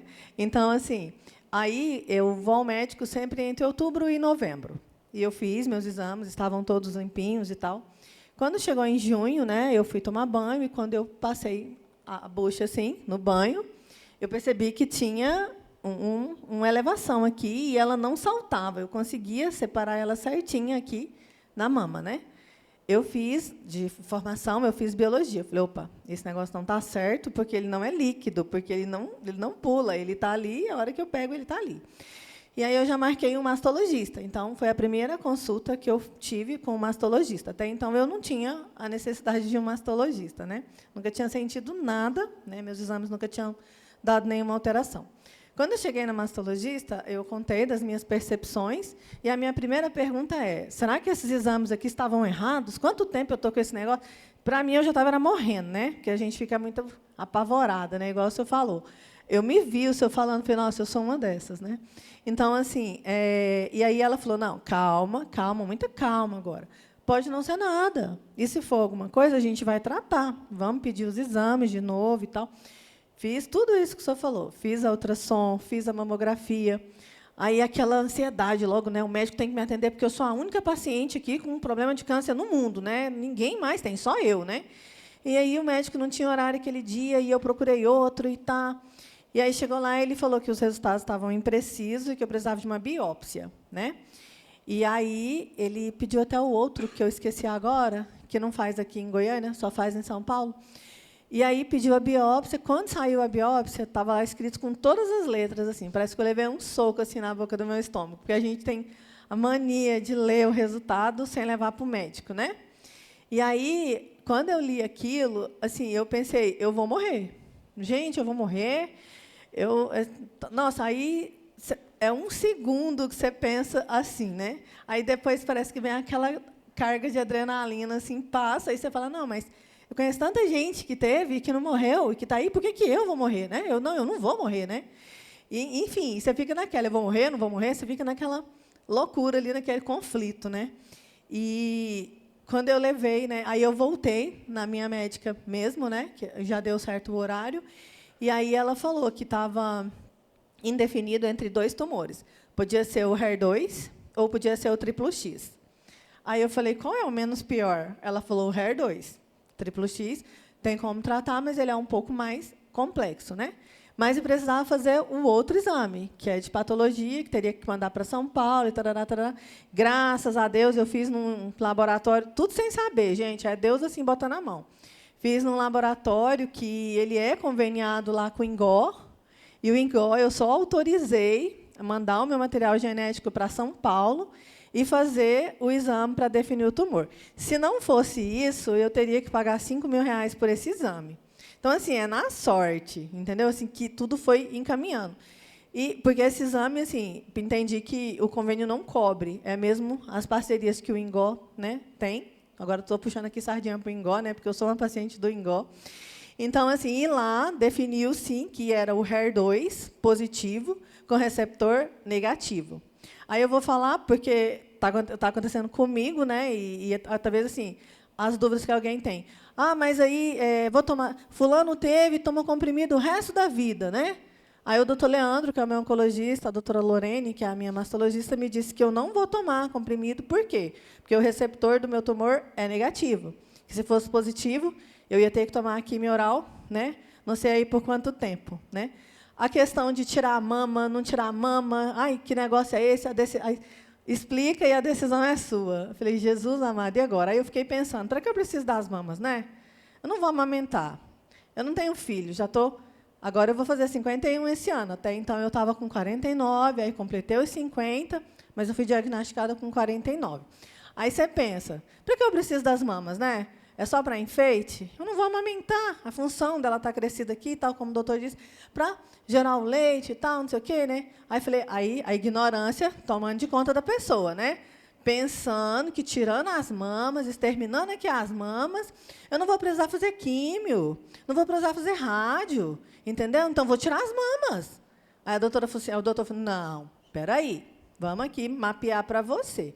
O seu tipo de tumor é tratável assim. O doutor Leandro foi me dar uma aula e eu chorando, né? Primeiro nós vamos fazer as químios, depois nós vamos fazer a cirurgia, depois você vai para a rádio, depois para as imunos. Um dia de cada vez, vamos respirar com muita calma, né, com muita sabedoria. E aí eu chorando. Aí ele falou, agora a gente vai ter que fazer algumas adaptações na sua alimentação. Tipo, né, não beber refrigerante, não beber água com gás, e foi dando umas orientações, né? Aí eu perguntei para ele, gente, o nervoso é tanto que você fala um monte de bobeira na hora. Doutor, eu vou poder comer McDonald's algum dia? Aí ele disse, vai, você vai comer, né, o resto da vida. Você vai beber coca? Vai, é só uma fase, isso vai passar. Né? Então, os seus exames estavam certinhos, é porque o tumor aqui, realmente, ele cresce muito rápido, é num período de 3 meses, 4 meses, que foi o que aconteceu. Ainda bem que você percebeu e já procurou, né, porque chegar em novembro, tem como tratar? Tem. Seria mais difícil? Sim, mas também teria, né, a cura, né, e tal. E aí eu perguntei, né, o meu cabelo vai cair? Que é a pergunta, né? Porque tem gente que faz químio e o cabelo não cai, né? Aí eu falei, né, mas tem gente que faz químio, o cabelo não cai. Aí ele, mas o seu vai cair. Com aquela paciência dele, todo mundo aqui conhece ele teve aqui o ano passado. Seu cabelo vai cair, seus cílios vão cair, né? Aí eu chorando, né? Aí ele falou, sabe o que acontece depois? Eu falei, eu vou morrer. Ele, não, vai nascer tudo de novo. Eu falei, nossa, então eu não vou morrer. Não, esse câncer não vai te matar. Aí, assim, é mágico, parece que bate uma varinha na gente, né? E você começa a ver de outra forma. Então, hoje, eu já estou, assim, faltando 4 sessões para imuno, né? Aí eu vou aguardar, né? Porque eu não sei qual é a próxima etapa, é um dia de cada vez, né? E aí, como eu disse, hoje eu tenho, né, uma mastologista, eu tenho o oncologista, Eu tenho uma dentista, eu tenho a hematologista, né? Tem a cardiologista, tem a ginecologista. Então, assim, é uma série, né, de profissionais, mas que está para orientar, né? Então, assim, me senti muito acolhida lá no Ingó. A equipe de enfermagem, né, a equipe de recepção, de secretaria, do vigilante. Então, tipo assim, de todos os médicos que te atendem muito com a cara muito boa, né, com muito amor ali, com muita dedicação, isso que faz muita diferença. E eu conheço pessoas que estão tratando de câncer, né, e ela se isolou. Ela ficou num quarto, ela pegou um atestado de 180 dias, e agora ela está melhor do câncer, já está nessa fase mesmo já de final. Só que agora ela está depressiva, ela não quer mais retornar ao trabalho, ela não tem condições, ela não tem mais convívio social, ela não quer visita, ela não quer ver televisão. Então, tipo assim, tem pessoas e pessoas, né? Quando eu fiquei sabendo, eu já contei logo para todo mundo, porque eu não quero ficar com isso para mim, não, porque isso não me pertence, isso vai passar e vai sair de mim. Então, assim, eu não tenho isso mais, né? E aí eu falei para o doutor Leandro, né, naqueles negócios, no decorrer do caminho, doutor Leandro, e como é que tá, não sei o quê, e ele falando que eu estava respondendo bem, né, a medicação. Falei, doutor, o tumor, você falou que sumiu, então eu não preciso fazer a cirurgia, né? Aí ele me deu outra aula, né? Não, não é assim, não. Aí falou exatamente o que o senhor fala aqui, o protocolo diz isso. Antigamente até tinha uma interpretação, mas depois ele estava lá mesmo, e aí ele vinha com força total, né? Então, assim, isso aqui que o senhor está falando para todo mundo aqui, eu achei bastante interessante, né? Porque a gente tem uma ideia muito errada. E outra coisa, está acontecendo comigo, eu vou perguntar para a Marise, porque a Marise aconteceu lá com fulano, como é que é? Gente, conversar e tal é bacana, mas tem que procurar um médico, porque cada tumor é de um jeito, cada câncer é de um jeito, cada pessoa é de um jeito, cada um tem uma fisiologia, né, tem um histórico genético, né? Fiz também um teste genético que me ajudou a decidir aqui o que eu ia fazer aqui com as mamas. Eu fiz a cirurgia, tirei só o quadrante, a minha não irradiou para os linfonodos, graças a Deus, o meu estava bem no início. Então, assim, eu sou uma pessoa muito abençoada. E aí, Badilene, você tem medo? Tenho. Todo dia eu tenho medo. Quando eu acordo, quando eu deito, todo dia eu tenho medo. Mas eu também tenho fé que isso não vai voltar, que eu estou curada. Então, assim, eu só tenho que agradecer. E, graças a Deus, existem médicos, e médicos de verdade, médicos que apoiam, que orientam, que tratam, né, e que proporcionam a cura. Então, sou uma pessoa muito abençoada por Deus. Se eu quiser complementar alguma coisa da minha fala, está com a palavra. Assim, primeira coisa, a gente entender que toda pessoa, assim, quando eu dou um diagnóstico de câncer, é ruim. Se eu for olhar só para falar assim, é bom? Não tem como ser bom. Só que aí a gente tem a chance de ajudar a pessoa no momento que ela mais precisa. Principalmente quando ela traz um monte de desinformação. Então, quando eu dou um diagnóstico, eu explico, tal, aí eu pego e falo assim, não interessa o que você sabe de câncer. Não interessa para você o que eu sei de câncer. Interessa o que você tem. Certo? Tá? Então, não interessa o câncer da fulana.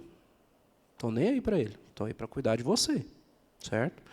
Então, fulana tomou a quimio e caiu. E daí? Fulana tomou a químio vermelha e foi ruim. A químio branca foi boa. Não, a gente tem os perfis. Então, quando a gente pega e vai falar de câncer, de tratamento, a gente não sabe. Porque, assim, quando a gente fala de quimioterapia é o quê? Remédio. Então, eu dou muito exemplo banal para a pessoa entender. Então, assim, já tomou amoxicilina? Já. Aconteceu alguma coisa? Não. Pois é, tem gente que toma e empola o corpo.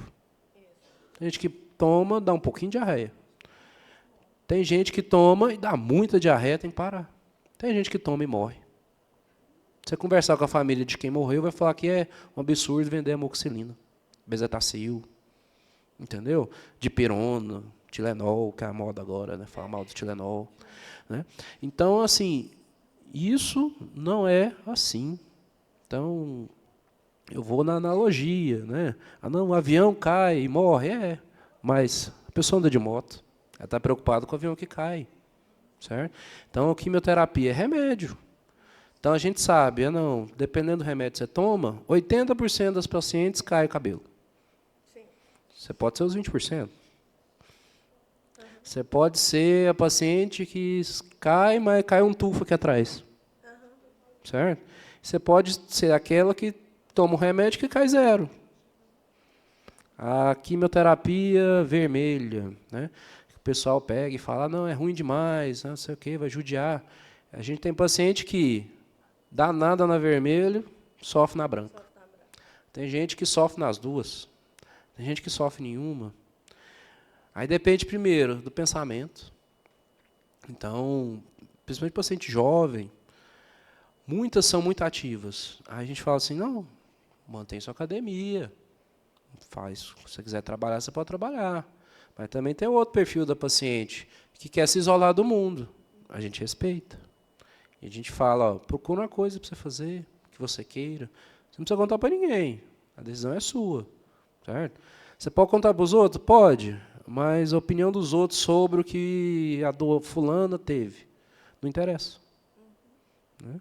Então, eu chego ao paciente e falo assim, não, fulana teve câncer e morreu. Aí eu falo assim, quando alguém fizer isso, você fala assim, fico muito feliz que você me trouxe essa informação da fulana que deu errado. Mas o meu mastologista falou que o meu tratamento, se Deus quiser, vai dar certo. Aí a pessoa vai entender que ela falou bobagem. Então, se a gente não tem nada positivo, a gente não fala. Porque não ajuda.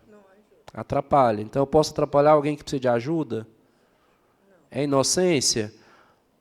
Possivelmente, mas não só inocência. A pessoa assim, quer falar alguma coisa para falar assim, nossa, eu tenho algo para falar para ela. Então, você pensa, eu tenho algo bom para falar? Lá no Ingó, tem uma paciente, que ela ainda é paciente, mas ela está no mesmo nível que eu estou agora. Ela é muito extrovertida, né? Ela é do interior. Eu conheci ela lá nas salas da Toca, né?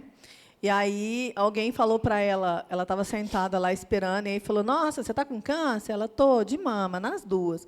Nossa, minha tia teve, e tratou, e fez química. Nossa, e ela morreu. Ela falou, mas foi ela que morreu. Eu vou viver. Foi ela que morreu. Aí ela falou para ele, olha, vou te falar uma coisa, cidadão, não sei nem seu nome. Quando você não tiver algo positivo para falar, fica calado. Ela falou para ele, entendeu? Ela que morreu, ó, eu vou viver. E falou alto, entendeu? Então, todo mundo assim, olhou. Eu achei bacana, porque, assim, para as outras pessoas entenderem que se não tem algo de bom para falar, não fale. Porque, nesse momento, não precisa de mais uma dose negativa, né? Então, assim, achei bem interessante, e eu até me aproximei dela, falei, nossa, eu achei muito bom que você falou, vou pegar essa fala para mim também. Eu também já tive gente assim que falou isso para mim. E eu já estava prontinha quando a pessoa terminou. Falei, mas foi ela que morreu. Eu estou viva e eu vou viver. Porque, assim, então, assim, eu acho que tem que ser assim. Chegou, acho que é para a gente, o que é para a gente não adianta. Minha avó tem 96 anos. Quando contaram para ela, porque eu nem ia falar, ela me chamou lá na casa dela. Eu fui lá. Ela falou, minha filha, por que não é comigo? Eu já vivi tanto, já tenho o dobro da sua idade. Eu falei, vó, é porque é para mim. O que é para mim, ninguém vai passar por mim. Então, assim, e vai dar certo. Eu estou tratando e vai dar certo. E está dando certo, gente. A gente não pode desistir. Acho interessante esse mês de outubro, rosa, né? Porque tem gente que é desligada mesmo, né? Tenho amigas mesmo, nossa, eu não vou à médica há 5 anos. Por que você não vai, pessoa? Tem lá o plano de saúde e tal. Tem que ir. Porque eu também trabalho muito. Eu trabalho cedo, tarde e noite, mas eu vou ao médico. Todo mundo sabe, eu não parei de trabalhar aqui, mas eu vou ao médico. O povo aqui da gestão de pessoas vê lá um monte de atestado que eu tenho. Mas eu vou lá, faço o que eu tenho que fazer e volto. Não dá para eu voltar? Beleza, outro dia eu venho para cá. Tem que tirar um tempinho, gente. Senão, não vai valer a pena, tudo que a gente está fazendo. Não adianta ir para os Estados Unidos, para Paris, não sei para onde, se você não tirar um tempinho para ir lá no médico. Senão você não vai em outros lugares, nem no boteco da esquina. Era isso que eu queria compartilhar com vocês, meu depoimento, porque assim, eu sou uma vencedora.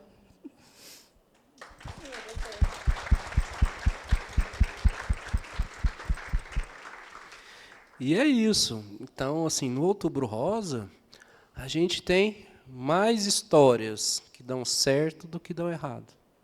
Certo? Então, vai dar certo? Não sei. não sei se eu vou chegar no meu carro. Como é que eu vou falar que se você vai dar certo seu tratamento? Eu também não gosto de número, porque gente não é número. Então a paciente pergunta, doutor, quantos por cento de chance de viver? Doutor, quantos por cento de chance do câncer voltar? Não interessa. Por quê? Sei lá, desde novo eu sou assim, igual quando eu fui fazer vestibular. Eu fiz no Mato Grosso, federal lá. Aí era 65 para 1. Aí meu pai, o que você vai fazer lá? Difícil demais. Eu falei, não, pai, esse um pode ser eu. Fui e passei. Entendeu? Então, é assim. A gente não pode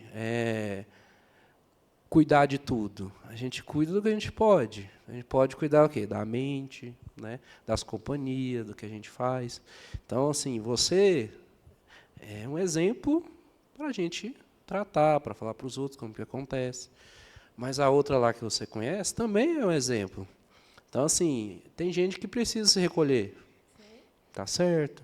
Aí tem um limite, né? Porque aí a gente tem que ter o limite entre a depressão, da fase do tratamento, e o que é recolhimento para preservação.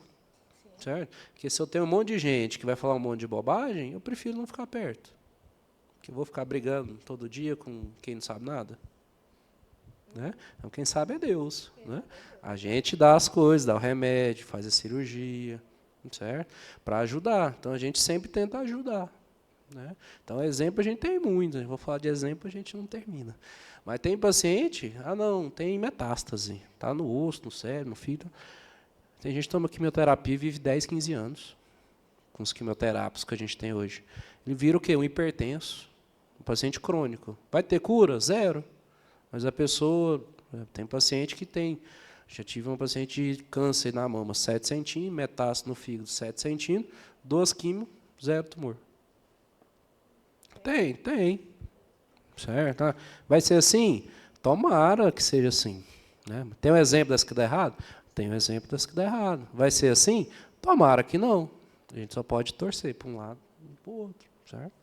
Mas, de maneira geral, sobre câncer de mama, a gente tem que entender isso, que o mais importante é o quê? Buscar a informação de si. Às vezes também chega o paciente, não, eu não gosto de médico. Aí outra vira e fala assim, primeira vez mastologista, ela, tomara que seja a última. Toda semana eu escuto uma dessa. Aí eu respondo, a senhora vai deixar de ter mama? Então, quem vai no mastologista? Quem tem mama. Então, se a senhora não for deixar de ter mama, só precisa vir da melhor pessoa que sabe te orientar, que é o médico especialista. Né? Então, não gosto de médico. Então, você está falando que só não gosta de si. Porque se eu sou a melhor pessoa para te falar sobre mama, você não quer ouvir a melhor pessoa que sabe para falar de mama, você está buscando a informação com quem não sabe te ajudar. Né? Então, é isso que a gente tinha para falar. Só para fazer, eu não coloquei aqui, mas tem minhas redes sociais aqui, tem o QR Code. Domingo agora vai ter um evento da SBM, na Assis Chateaubriand. Às 6h30 vai ter uma passeata com bicicleta, né, de bike, começando lá na Praça Assis Chateaubriand, né, domingo agora. E a partir das 9 horas também vai ter um monte de atividades, de palestras, essas coisas lá, na Assis Chateaubriand também, com a organização da SBM, da Prefeitura, né, e a abertura do Outubro Rosa aqui em Goiânia. Certo? Então, mais uma vez, obrigado pelo convite.